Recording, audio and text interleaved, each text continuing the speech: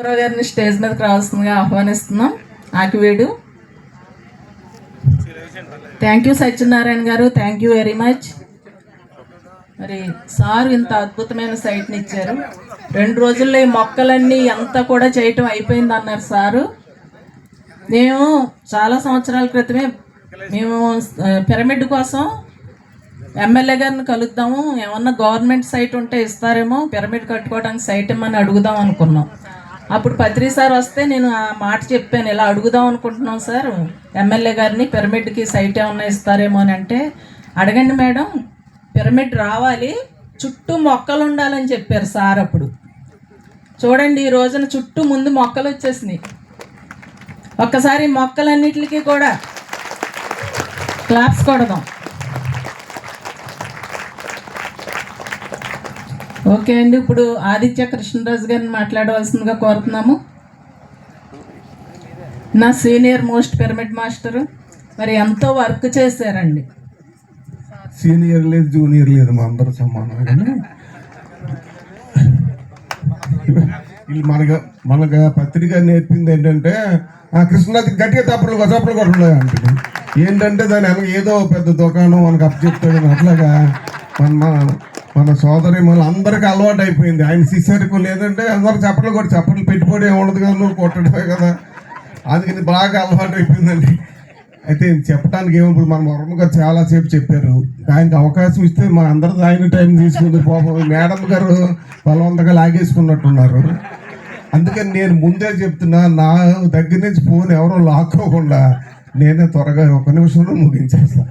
ఎందుకంటే మీరందరూ చాలా సంవత్సరాల నుంచి, అంటే 2003 సుబ్బారావు గారు, ఆయన ఉదికిలి సుబ్బారావు గారా ఆయనలాగా ఉంటారు. ఓకే, అయితే మరి మీరు అందరూ చెప్పినట్లుగానే 2003 ఫిబ్రవరి 13 మొట్టమొదటిసారిగా ఆ పత్రి గారి క్లాసులో ఇలాగే ఎక్కడో జరుగుతుంటే మార్నింగ్ 6 to 8 ధ్యానం. ఆ ధ్యానం అనేవారు కదండి, అప్పుడు దాని పేరు యజ్ఞం అనేవారు, అంతేనమ్మా. యజ్ఞం జరుగుతుంది. తటవర్తి రాఘవరావు గారు రైస్ మిల్ దగ్గర యజ్ఞం జరుగుతుంది రండి. నాకు తటవర్తి వీర రాఘవరావు గారి పేరు మీరేనే ఉంటారు కదండి, ఆయన యుగంధర్ గారు ఇంకొక ఆయన గారు వచ్చి, విఆర్ కృష్ణరాజు గారు రేపు పొద్దున మా అక్కడ మిల్లు దగ్గర పత్రి గారిని ఒక ఆయన గురువు గారు వస్తున్నారు, యజ్ఞం చేస్తున్నారు అన్నారు. నేను యజ్ఞాలు యాగాలు చేయని రానండి, నేను నా పని నాకు సరిపోద్ది, ఇక్కడ ఖాళీ ఏమున్నది అసలు, నా పని నేను చేసుకుంటే సరిపోద్ది, నేను ఎక్కడికి దేవుడి గురువు కూడా నేను వెళ్ళని చెప్పాను. అలా కాదండి, యజ్ఞం అంటే యజ్ఞం అంటే మనం ఏమనుకుంటాం, పొలంలో నెయ్యి సమిధిలో ఏరుతూ ఉంటారు అనుకుని అది అనుకున్న యజ్ఞం అంటే అప్పుడు దాకా. అలా కాదండి, ఆ యజ్ఞం కాదండి, మామూలుగా ధ్యానం గురించి చెప్తారండి అన్నారు.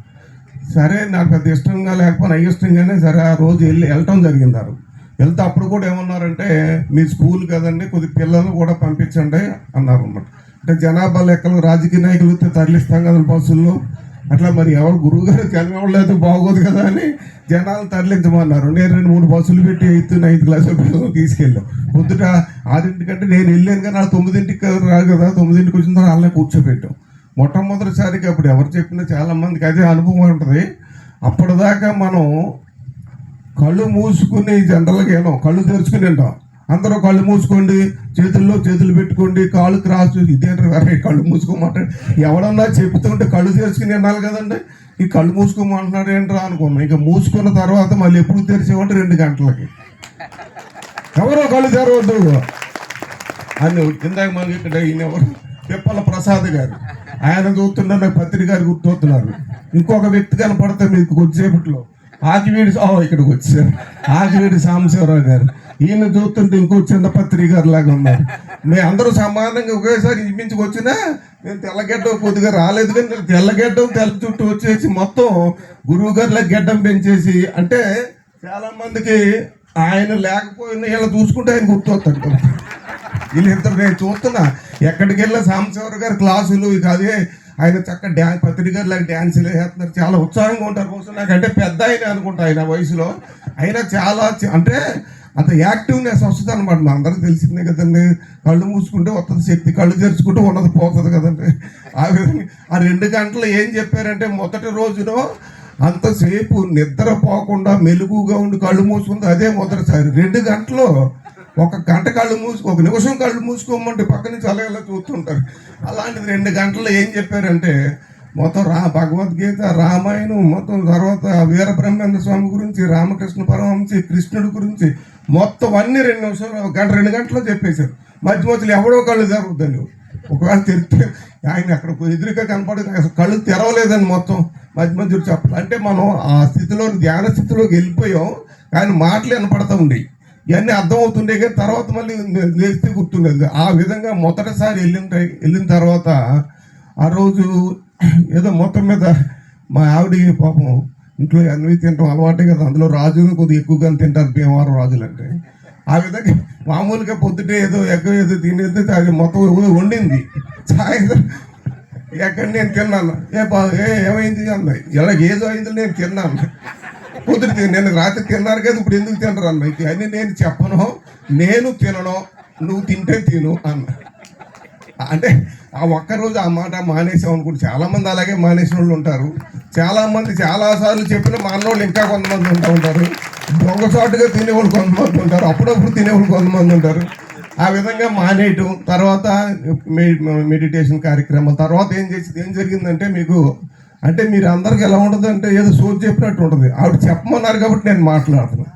నిజంగా ఏమైందంటేనంటే మీరు నమ్మరు, నేను మీకు సత్యనారాయణ గారు వచ్చారు, ఈయన ఫస్ట్ టైం వచ్చారు, వర్మ గారికి తెలుసు అనుకోండి. నువ్వు నా క్యాబిన్లోకి రావాలంటేనే, పేరెంట్స్ కూడా రావాలంటే సార్ అండి ఒకసారి సుబ్బారావు గారు, అప్పారావు గారు వచ్చారని చెప్తే కుదిరితే రమ్మంట, లేకపోతే ఖాళీ లేదంట. లోపల క్యాబిన్ అంటే అంతే కదండి, మరి స్కూల్ పెద్ద డైరెక్టర్ గారు అంటే ఇవి ఉండవు కానీ, మీసాలు అవి పెద్దగా ఉండవు కానీ మొత్తం మీద హడావుడిగానే ఉంటుంది అక్కడ. అలాంటి పరిస్థితుల్లో స్కూల్ వదిలిపెట్టి ఎక్కడికి వెళ్ళేవాడిని కాదండి. నేను నిజంగా మీరు చెప్తే నమ్మరండి, నేను 94లో కాలేజీ ఇక్కడ పెట్టాను భీమవరంలో. అంతకుముందు 5 years వేరే చోట పనిచేసి వచ్చాను. పెట్టిన తర్వాత అంటే 94 May 1 ఇక్కడికి వచ్చి పెడితే, ఒక చుట్టాలు పెళ్ళికి కానీ, పేరెంటాలు కానీ, ఎవరైనా ఫంక్షన్లు కానీ ఏటికి వెళ్ళలేదండి. మా సొంత కజిన్స్ పెళ్ళిళ్ళు కూడా ఎవరిని పంపేవాడు అంటే ఆవిడ వెళ్తూ ఉండేదండి, కారు ఇచ్చావిడ పంపేది వెళ్ళేది. అంటే నేను స్కూలు కాలేజీ తప్ప అసలు ఎక్కడికి వెళ్ళేవాడిని కాదండి. ఇక పొద్దుటే 7 గంటల రాత్రి 10-10:30 అయ్యేది స్టడీ అవర్స్ అయితే చదివించేవాళ్ళం. ఆదివారం కూడా కాలేజీ పెట్టేవాళ్ళం అప్పట్లో, ఇప్పుడైతే కుదరదు అనుకోండి. అలాంటి పరిస్థితుల్లో ఇది చాలా రాఘవరావు గారికి వీళ్ళు చెప్పారు, అబ్బాయి కృష్ణరాజు గారు అంటే లోపలికి ఇంటర్వ్యూ కూడా ఉండదని మనకి వెళ్తాకంటే, ఏదో వచ్చారు మాట్లాడాడు, యజ్ఞం అన్నాడు, వెళ్ళిన తర్వాత జరిగిపోయింది. తర్వాత ఏం జరిగిందంటే మార్నింగ్ 6 to 8 కూర్చున్నాం. తర్వాత క్లాస్ చెప్తే ఎవరో ఇలాంటి వాళ్ళు కాదండి, గడ్డం పెరిగిన వాళ్ళు, మామూలు సాంబశివరావు గారు లాంటి వాళ్ళు ఏదో చెప్తూ ఉండేవారు, ఆన్లైన్లో పిలిపించేపో అనేవాడు. మధ్య మధ్య చప్పట్లు కొట్టమని ఆయనే చెప్పేవాడు. మనం కొట్టం కదా మామూలుగా, కొట్టండి దుర్గారాణి గారికి, కొట్టండి సాంబశివరావు గారు, కొట్టేటే ఇంకా గట్టి తెగ కొట్టేసేవారు చేతులు. అందుకంటే దానికి కూడా ఆయన చెప్పేవాడు. ఎవరైనా చెప్తారు కదా, ఇది ఒక ఎక్సర్సైజ్, చప్పట్లు కొడితే నర్వస్ అన్ని బాగా పనిచేస్తుంది, మంచి కార్యక్రమం, యాక్టివిటీ బాగానే ఉంటుంది కాబట్టి అది మంచి పని, చెడ్డ పని కాదు కాబట్టి కొడతా ఉండేవారు. పాపం వాళ్ళు గుట్టప్పుడు కొట్టుకోలేము, మనం ఒక్కళ్ళు ఉంటే ఏం కొడతాం, కొట్టమంటే పిల్లలు మొగుండో కొడతాం, కోపం అవుతుంది, అంతేగాని మన చెప్పట్లు మనం కొట్టుకోలేము. కాబట్టి సారీ అలా అనేసేనా ఫ్లోలో వచ్చేసింది. సారీ అమ్మా, ఇక్కడంతా స్త్రీ ఇప్పుడు నన్ను కొట్లే కొడతారు, ఎందుకంటే 11 మంది వాళ్ళే. ఇప్పుడు ఎక్కడైనా మెజారిటీ ఉంటుంది, 4-5 వాళ్ళు 5-4 అనుకుని అటు ఇటుగా సమానంగా ఉంటుంది ఓటు పార్లమెంట్. ఇక్కడ అలా కాదు, మొత్తం 11 మంది వాళ్ళు. దుప్పటి ముసుకేసి బాధ అయితే మన పరిస్థితి ఏంటి? మళ్ళీ అప్పుడు ఎగ్గ తినండి బలం వస్తుంది, చికెన్ తినండి, మటన్ తినండి, మళ్ళీ మొదలెట్టాలి. మీరు అందరూ కొట్టరనుకోండి. ఆ విధంగానండి ఏం జరిగిందంటే, ఆ రోజు మార్నింగ్ 6కి వెళ్తేనండి మధ్యాహ్నం భోజనం ఇంటికి వెళ్ళి రాత్రి 10-10:30కి వెళ్ళేవాడు అనమాట. మళ్ళీ తెల్లారి పొద్దుట 6కి. ఆ 3 రోజులు అలాగే ఉండిపోయానండి. 3 రోజులు భోజనం అక్కడే, టిఫిన్ రాత్రి 10, 11, 12 వండుకొని ఆ పత్రిక గారు అక్కడే పడుకునేవాడు రాఘవరావు గారు. అప్పుడు ఏం చేసేవాళ్ళం, అప్పుడు మన నాన్నకి అమ్మ కాళ్ళు నొక్కలేదు కానీ దీనికి కాళ్ళు నొక్కుతూ ఉండవు. అంటే ఇవన్నీ సత్యాలే వస్తాయి, మనకు తెలుసు కదా, సత్యమేవ జయితే అంటారు, సత్యాన్ని మాట్లాడమంటారు కానీ అబద్ధాలు చెప్పకూడదు కానీ కాళ్ళు నొక్కుతూ ఉండేవాళ్ళు. చేతులు పీకలు నొక్కేవాళ్ళు కానీ చేతుల వరకే వెళ్ళేవాళ్ళం. అలా చేతులు నొక్కి కాళ్ళు నొక్కుతూ ఉంటే ఆయన ఏదో చెప్తూ ఉండేవాడు, మనం ఏదో అని అడగబోయే అనేవాడు, మనకేమైనా తెలితే కదా ఇడిగేది. ఆ విధంగా 3 రోజులు అయిపోయిన తర్వాత అండి, మీరు చెప్తే నమ్మరు, తటవర్తి రాఘవరావు గారు తీసుకెళ్ళి, అంటే అప్పుడు దాకా నేను పరిచయం చేయాలి, మామూలుగా ఉండేవాళ్ళం. ఇది ఆదిత్య కృష్ణరాజు గారు అండి, మనకు లోపలికి వెళ్ళినా కూడా లోపలికి రానివ్వరండి, అంత బిజీగా ఉంటాడు ఆయన. మొదటి రోజున వచ్చారండి, 3 రోజులు రాత్రి 10-11 ఇక్కడే ఉన్నారు. ఇంటికి వెళ్ళి రామయ్య కృష్ణరాజు ఇలా ఓటేసాడు, స్టేజ్ మీద పక్కన మాట్లాడన్నాడు. ఏం మాట్లాడతాం, మనకేమీ రాదు, ఏం చెప్పాలో తెలీదు. అయితే అనార్కలంగా గంట సేపు మాట్లాడాను. గంట సేపు మాట్లాడు ఫస్ట్ టైం అక్కడ ఆ స్టేజ్ మీద 3 రోజుల తర్వాత గంట సేపు మాట్లాడాడు. ఏం మాట్లాడండి చెప్తే మళ్ళీ గంట పడద్దు కదండి, అందుకని ఇప్పుడు ఆ విధంగా ఈ ప్రవాహంలో జరుగుతూ అలా అలా అలా పత్రి గారితో పాటు ఆ కార్యక్రమం అయిన తర్వాత అంటే మీరు చెప్తే నంబరు ఆ 3వ రోజు కానీ 4వ రోజు ఐబీఎం వారం, ఒకరోజు మండపేట, సార్ రావులపాలు, అట్లా నా కారులో మొత్తం మీద అంటే అయిపోయింది, ఆయన చేతిలోకి వెళ్ళిపోయింది మన కారు.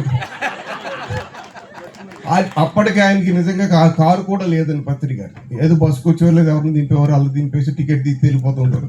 నా కారు నేనే డ్రైవర్ని, మనకు డ్రైవర్ పెట్టుకోలే, ఆయన ఓనరు నేను డ్రైవర్ని, ఇక పక్కన కూర్చున్నాడు. అంటే మనకేంటంటే ఏదో 2 మంచి మాటలు చెప్తాడు కదా అని కారులో తిరిగి అలా తిప్పి వెళ్తా ఉండేవాడు. రోజుకి స్కూల్ వదిలేశారండి, అంటే వదిలేటంటే అడవుల్లోకి వెళ్ళిపోయినట్టు గడ్డం బ్రహ్మచారులు కాదండి, ఇక్కడ మామూలుగా ఆయన ఉన్నప్పుడు ఇక్కడే ఉండేవాడు పూర్తిగా. ఎప్పుడు వచ్చినా ఈ బ్యాచ్ చాలా మంది అందరూ తర్వాత రావు గారు ఇంటికి రాత్రి 1 గంట 2, 3 పడే దాకా పోయేవాళ్ళం, కానీ చిరాకు పడి పంపంటే పోయేవాళ్ళం, లేదా ఇంక అక్కడే ఎలాంటి పడుతూ ఉండేవాళ్ళం అన్నమాట. ఆ టైపులో తిరిగితే మీరు చెప్తే నమ్మరో. ఏమయ్యా కృష్ణరాజు ఏదో అడగబోయా, నేను అడగబోయా నేను చెప్తానయా, నేను అడగను స్వామి అంటే, ఎందుకంటే తప్పు ఏదన్నా అడిగితే ప్యాట్ని కొడతాను, నాకు ఎందుకంటే మనం తెలియక ఏదో అడిగామనుకోండి ఏమంటా, మనం రామాయణం అంతా ఎవడో రాముడికి సీత ఏమవుతున్నాడు అంటే, రామాయణం అంతా వినేసిన తర్వాత రాముడికి అలా మనం ఏదో తెలుసో తెలియక వ్యాపం అనుకోండి ప్యాట్ని కొడతాడు ఆయన. మామూలుగా చెప్పే గురువు అయితే మనం ఏదో అడుగుతాం, ఆయన దగ్గర ఉన్న ప్యాట్ని కొడతాడు. ఈ మాత్రం తెలియదు నా కొడుకు ఎందుకురా నువ్వు అంటాడు. మనకి ఎందుకని అసలు ఏం అడిగేవాడు కాదు.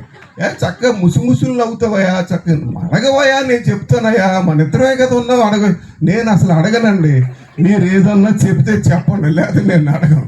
అలాగే 100 కిలోమీటర్లు 200 కిలోమీటర్ల కారులో వేసి తీసుకెళ్ళి ఇంక ఎక్కువ చెప్తే మీరు ఇబ్బంది పడతారు. థ్యాంక్ యూ అని ఉంటారు.